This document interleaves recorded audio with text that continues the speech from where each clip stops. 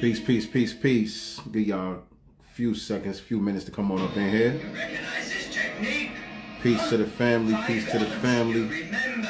I said give y'all a few minutes to come on up in here before I get into it.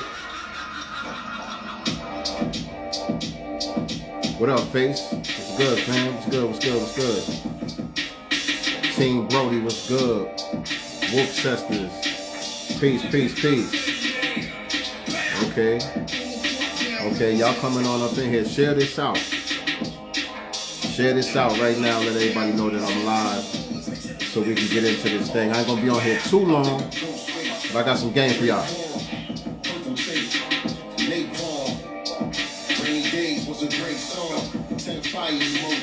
Face palm, wait form. The God takes his time. He studied knowledge himself. Circa 85. Not to dwell on the past. These are the greatest times. All right. Those who survived the Ronald Reagan crime era, the sentence disparity, etc. The list goes on and on and on. It's a plethora. Too many injustices. Let me turn the music off.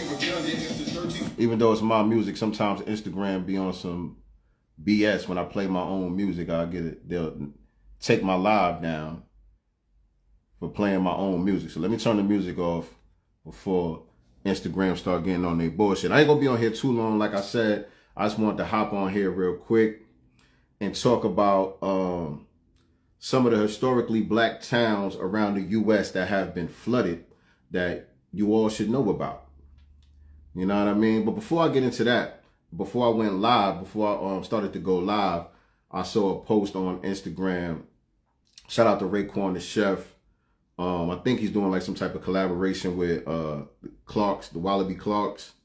And they coming out with a Wallaby Day. It's going to be a Wallaby Day one day this month that I saw. I think it's like the 26th or something like that. They're making it Wallaby Day. And I've always been a fan of the Wallaby Clark shoes. And so I posted it on my stories. Y'all could go check that out also.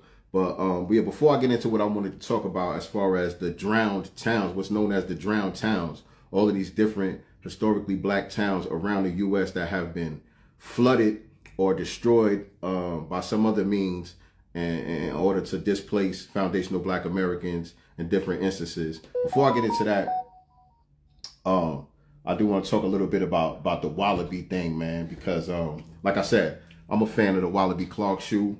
That has become a staple in street fashion, you know what I mean, over the years. And, you know, we always talk about the effect and the influence of foundational black Americans.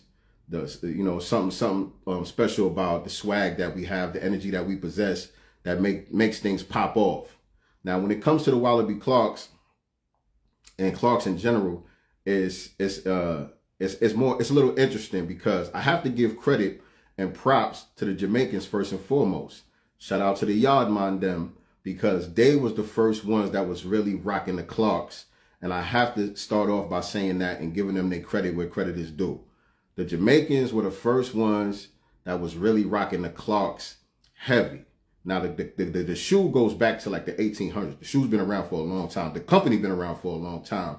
The Wallaby, that particular style, I think they came out with that in like the 1940s or something like that. You know what I mean? But Jamaicans, a lot of Jamaicans travel back and forth to the UK. I think it's a London-based company, or it might be an Ireland-based company, or one of those, somewhere in the UK where the company is based. But a lot of Jamaicans travel back and forth out there. And so, you know, they got put onto the shoe first, and they would bring it back to Jamaica. And they've been rocking the Wallabies for a long time. But like I said earlier, there's something special about foundational black American culture and our energy in particular, which makes things really, really pop off and become like a global phenomenon. Once we put our hands on it and once we put our spin on it, it becomes a thing. And so, like I said, got to give credit to the Jamaicans. They was the first ones rocking the Clarks heavy. But when the Jamaicans was rocking the Clarks, it wasn't really so much of a fashion statement. And thus, it didn't really catch on, you know, as, you know, a thing. It didn't become a part of street fashion where, you know, based on what they was doing. You know what I'm saying? A lot of the older Jamaican brothers was wearing the Clarks really just based off of two things: comfortability and durability. You know what I'm saying? The older heads in Jamaica that were, and really the more privileged ones that was able to travel and all of that, was getting the Clarks when they would go over to the UK and all that, and they would bring it back to Jamaica and all of that. And it was like a hand-me-down system, you know what I'm saying? Because everybody couldn't afford to travel like that. And so, like I said, it was a thing within Jamaican culture, but it was really the elders that was rocking them, and it was more about comfortability and durability, you know what I'm saying? Because the shoes last for a long time and they're very comfortable, you know what I'm saying? And so it didn't really catch on as a fashion thing until 1995, really. 1995, when the Purple Tape came out and Ghostface had the skit on there talking about the Wallaby Clarks and dyeing the blue and cream and all of that, the marble cake and all of that. That's when Wallaby as a company, I know if you go and research their sales and the profitability of that company, when it really shot up, it was after that right there. That was a turning point for the company, because that was the turning point within the culture when the Wallows really became a thing. So we got to give Ghostface really the majority of the credit for making the Wallaby Clark a staple as far as the shoe brand is concerned. Got to give that to Ghostface, Raekwon, the Wu-Tang Clan.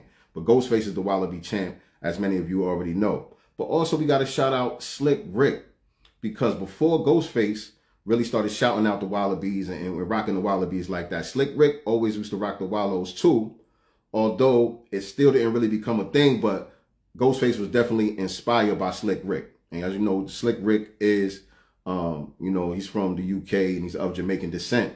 So again, but Slick Rick, there's a video with Slick Rick. He was being interviewed by Estelle, I think it was on Apple Radio, one of those. But y'all can look it up as an interview where he's talking with Estelle, and she's a British sister of Jamaican descent also. But she asked him, what it was like when he first came to America and all of that. He came to America as a shorty. He was a kid when he first came to the BX and all of that. And so he talked about how he was kind of nerdy and really swagless, and the culture was kind of overwhelming for him when he first got here. And he was heavily influenced by foundational Black American culture, and he had to adjust and develop a swag, once he got here. So it's not like he brought the swag with him, you know what I'm saying? The swag was here that he had to adjust to and develop in order to become who we know as the great Slick Rick, you know what I'm saying? So shout out to Slick Rick, because he definitely influenced Ghost when it comes to the Wallows. But Ghost is the one that really, really, really put him on the map, beginning with the Purple Tape, with that skit, like I said, he was talking about customizing the Wallows. Because if you look at the Wallabies now that they sell in stores and all of that, they got all different type of colorways, they got all different type of styles that you could get of the Wallows now, but those wasn't sold before. But before, it was just solid colors. You get a brown pair, you get a black pair, you get a cream pair. It was suede, it was leather, and it was just one solid color.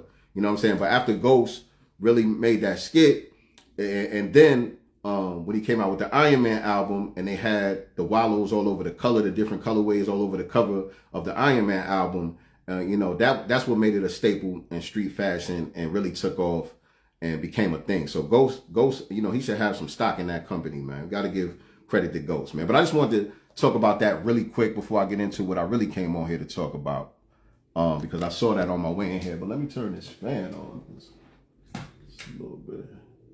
Okay. Yes, indeed. Peace. What's going on, Dr. Kenny, Al Miller? I see y'all in the building. What's going on? So let me get into it, because I don't want to be in here too long. But I want to talk about what is known as drowned towns. So there are many different towns that were founded and established by foundational Black Americans all over the country that were destroyed either through floods, through fires, through eminent domain. Yeah, I shouted out Slick Rick. I don't know if you was on here earlier. I said Ghostface was definitely inspired by Slick Rick. You know what I'm saying? I did say that a little bit earlier. But yeah, through floods, through fires, through eminent domain, through what they call urban renewal, where they was running freeways and railroad tracks and all of that through these different Black communities in order to destroy the development of these thriving communities. Many times over, these were thriving communities, and a lot of times the Black people were outpacing their white counterparts in these areas. And many people know about Lake Lanier out here where I stay at. I'm in Gwinnett County in Georgia. I'm not too far from Lake Lanier, which is formerly known as Oscarville. And that's a black town that was flooded out there, Forsyth County, that many people know about. You know what I'm saying? There's a lot of documentaries and movies and stuff talking about Lake Lanier now. But a lot of people don't know about some of the other towns that were destroyed in a similar fashion. So I just wanted to come on here real quick and highlight a few of the other ones that a lot of people don't know about. So there's this bunch of articles that you guys could look up online. Actually, if you just Google flooded black towns in America or drowned towns in America, there's a bunch of different articles that will come out that will come up that will tell you about these different places where this took place at. And so this article that I'll be reading from is from Travel Noir, and it's 5 black American towns hidden under lakes, ultimately hidden from history books. All right. So like I said, many people know about Oscarville, which is now known as Lake Lanier. And Lake Lanier, there's a lot of, I guess we want to call it, mythology surrounding what goes on over there at Lake Lanier. Many people say that the lake is haunted. Many people say that there's a certain spirit that's possesses that lake over there. There's all types of strange deaths that occur over there all the time. Very frequently, people die over there in different mysterious ways. People have reported that they felt like they were being pulled under the water. You know, there were instances where there's trucks and cars driving alongside the lake that were pulled into the water somehow. Somebody recently was electrocuted. They just jumped in the water and got electrocuted somehow. It's all type of crazy stuff that goes on over there. And right now, they are in the process of building a water slide on the damn lake. And so y'all can have fun. Y'all can have at it if that's what y'all choose to do. I'm not taking my black ass over there and sliding in that goddamn lake. No, absolutely not. But y'all can go over there and play with the ancestors if you want to. But yeah, they got some over there. They got a Margaritaville over there. You know what I'm saying? And they put in a water slide people to go slide into Lake Lanier. So y'all have fun with that. But let me read some of this article for y'all. So there was a sister named Amber Ruffin that went viral a couple of years ago that kind of kicked off this segment on the show that they had talking about historically black towns that have been flooded and drowned underwater. Let me see. So Oscarville, they start off with Oscarville, Georgia. Lake Lanier is a popular weekend destination known for fishing, boating, and so much more, including an eerie reputation that has deemed it as haunted in Georgia. But one lesser known fact is the lake sits on top of a black town called Oscarville. Oscarville was burnt down in 1912, and more than 1,000 residents were forced to flee following the allegations of rape.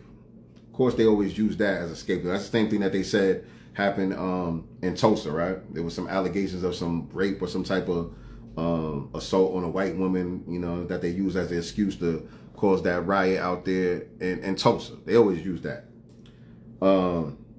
So Rob Edwards was arrested in September of 1912, along with Ernest Knox and Oscar Daniel, both teenagers, all accused of raping and murdering a young white woman named Mae Crow. Edwards was dragged out of jail, beaten with a crowbar, and then lynched from a telephone pole. Daniel and Knox went to trial and were found guilty on the same day. The boys were sentenced to death by hanging. After the trials and the executions, white men, known as night riders, forced black families out of their homes by burning their land, churches, and schools. Once black families fled, Lake Lanier was built on top of what was burned down.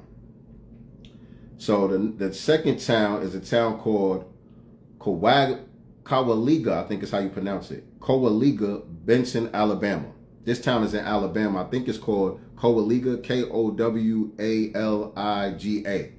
Cowaliga, Benson, Alabama.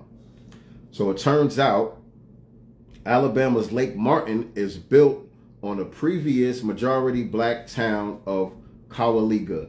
It is home to the first black-owned railroad started by William E. Benson and the Black School Cowaliga Academic and Industrial Institute. William is the son of John Benson, who was enslaved and then freed. He went on a journey to rescue his sister in Florida, who was separated during slavery, and they made their way back to Alabama. John purchased thousands of acres of land sold to black families, where he formed a community. What's going on, Mac Child? Peace, peace, peace. William helped his dad expand the family business. After William's death, the closing of the school, Cowaliga was destroyed to make room for Lake Martin. So those of y'all down there in Alabama, close to Lake Martin, just know that, and I think there was more than one town that was destroyed in order to create that lake down there in Alabama too. And so Seneca Village, number 3 is Seneca Village in New York City, which is now known as Central Park. Many of y'all know it as Central Park. But many of y'all do not know that Central Park was once a thriving black community as well. So Seneca Village began in 1825 and at its peak spanned from 82nd Street to 89th Street along what is now the western edge of Central Park in New York City. By the 1940s, half of the African Americans who lived there owned their property, a rate 5 times higher than the city average as reported in Timeline. So again, like I said, in many of these towns, the black people were outpacing their white neighbors. They were doing much better than their white neighbors. Whenever we were left alone, we will always get our stuff together and begin to thrive. You know what I'm saying? So that's one thing that we got to absolutely highlight about our culture, because we're constantly told that we're somehow just unable to build things on our own. You know, we can't survive without the white supremacists being in charge and all of that. We lazy and we can't work together and all of these different tropes that are perpetuated about black culture, which is it's just not true. Historically, it's just not true. We absolutely have the ability to work together, to build with each other. We support one another, and we are able to create thriving communities whenever we are left alone without being sabotaged by the white supremacists. We are the only group of people who have been sabotaged over and over again by the white supremacists. All these other groups that they try to hold up as model minorities, they are allowed to come over here and thrive. You're not only just allowed to do it, but they're also assisted many times. You know what I'm saying? These people get assistance.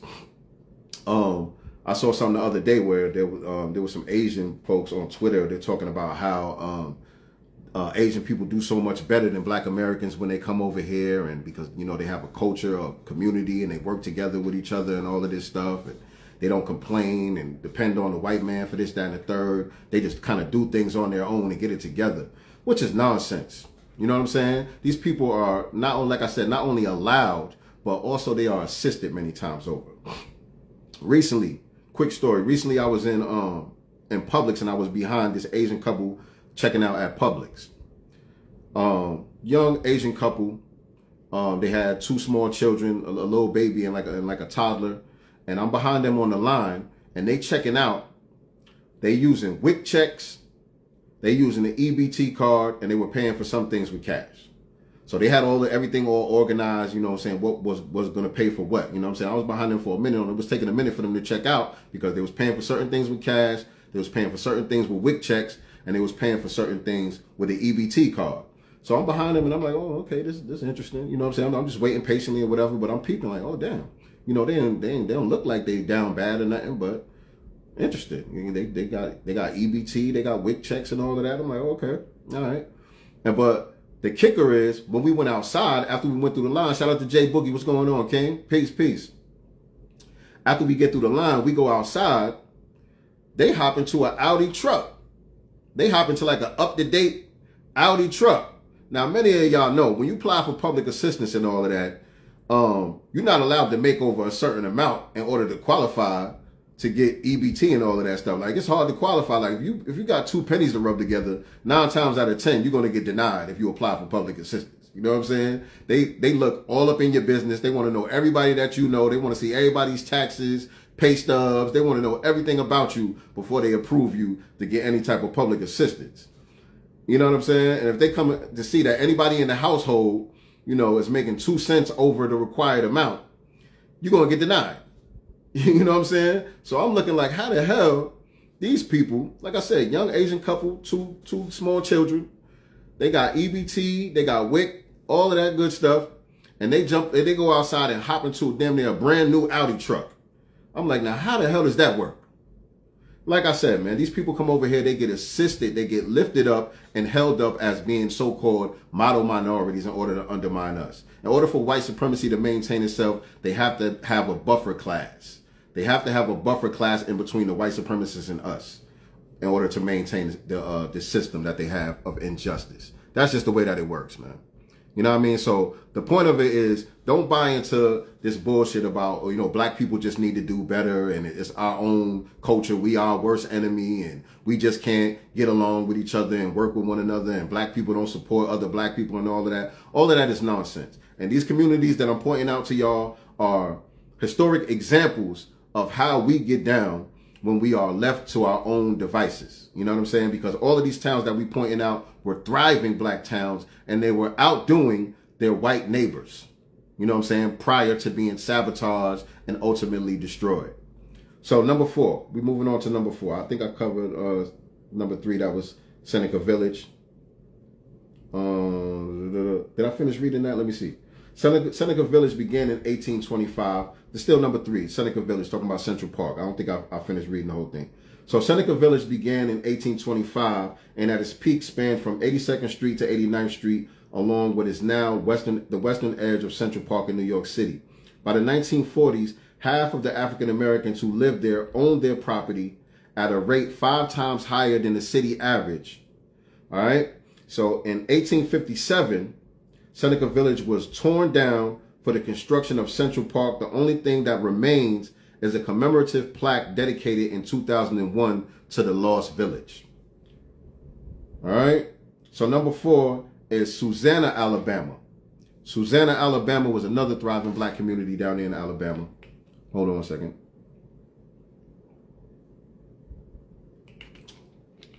So Susanna, or Sausana, was also flooded by Lake Martin. According to Alabama Living, more than 900 bodies were moved from cemeteries before the land was submerged.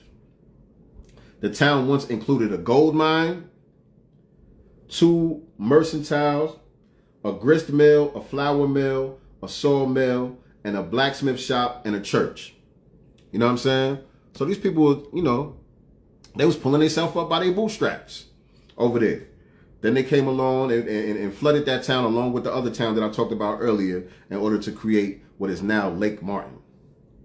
So again, for those of y'all that are just jumping on, I'm talking about drowned towns, what is known as drowned towns. And I'm highlighting 5 different black American towns that were destroyed mostly by floods. Seneca Village wasn't destroyed by a flood. They just kind of did like a eminent domain thing over there where they took over that area and turned it into Central Park. But most of these towns here, I think the other 4 were all destroyed and then ultimately flooded to create lakes.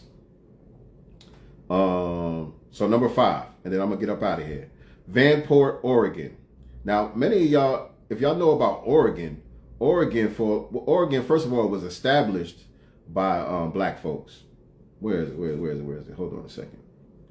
Oregon was established by black folks, but for a long time, Oregon was supposed to be a white oasis. Black people were banned from living in Oregon for a very long time. Black people couldn't even live in Oregon by law, on paper.